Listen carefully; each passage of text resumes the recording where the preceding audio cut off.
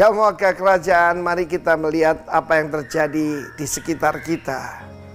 Seperti saya katakan, God is a God, a generational God, yang adalah Allah daripada Abraham, Isaac, and Jacob. Seharusnya berkat Tuhan itu progresif, harus progres, bukan regress. Kita lihat seorang yang berkenan pada Tuhan, King David. Lalu putranya Salomo, menjauh dari Tuhan dan akhir hidupnya, bahkan bersama dengan istri-istri, gundik-gundik dia mendirikan, yaitu penyembahan berhala di seberang daripada Yerusalem.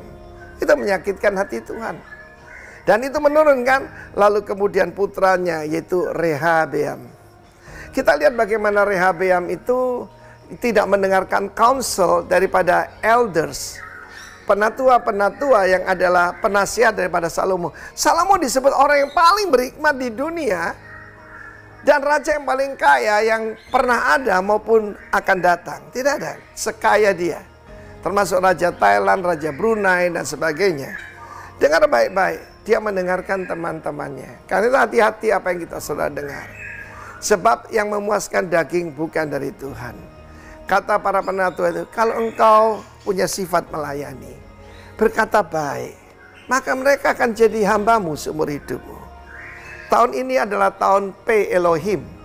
Karena itu tiru Tuhan Yesus, ya, supaya spirit yang ada dalam Kristus merendahkan hati, yang keluar cuma firman Allah. Engkau akan memakan yang baik dari negeri. Bagaimana dengan Rehabeam? Dan kita tahu negara itu pecah pada zaman Rehabeam. Ya, tinggal satu suku bersama Yehuda, yaitu Benyamin. Tapi 10 suku yang lain, Efraim, Manasye, dan yang lain semua, yaitu menjadi satu kerajaan di utara dipimpin oleh Yerobeam bin Nebat. Dan ketika Yerobeam membuat penyembahan baru dengan menaruh 2 anak lembu emas di Bet-El dan di Dan, murka Tuhan datang. Sedikit tentang Rehabeam. Pada waktu itu ketika dia berperang dengan kerajaan utara, maka saudaraku, dia sudah menghabiskan banyak biaya dan hukuman Tuhan datang. Raja Sisak daripada Mesir datang dan menguasai dan merampas semua kekayaan daripada yang ada di Bait Allah, juga yang ada pada raja. Dan dahulu Salomo membuat perisai-perisai dari emas. Tetapi saudaraku, apa yang terjadi? Dirampas semua. Dan supaya menutupi rasa malunya, maka Rehabeam membuat perisai juga. Tapi juga daripada tembaga atau kuningan, salah satulah. Karena di situ dipakai istilah yang mirip untuk keduanya. Serupa tapi tak sama. Nilainya jauh, saudaraku. Karena itu sebetulnya saya tidak suka sesuatu yang palsu, ya. Jadi bukan emas cuma dilapis emas misalnya, seperti itu. Karena sekarang itu seperti itu. Perisai berbicara soal iman. Iman itu harusnya yaitu dari emas murni.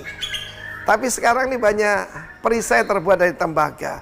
Harus digosok supaya mengkilat, supaya kelihatan seperti orang beriman. Masa-masa ini menjelang saya berani katakan Corona Revival, ujian atas iman kita semua. Sekali lagi, beware of the plague of your heart, yaitu penyakit sampar yang dalam hati, virus percabulan, virus segala macam yang jahat, yang 1 Korintus 6 ayat 9 sampai 11 mengatakan itu. Dahulu kamu seperti itu, tapi sekarang telah dikuduskan, dibenarkan di dalam Kristus Yesus dan oleh Roh Allah.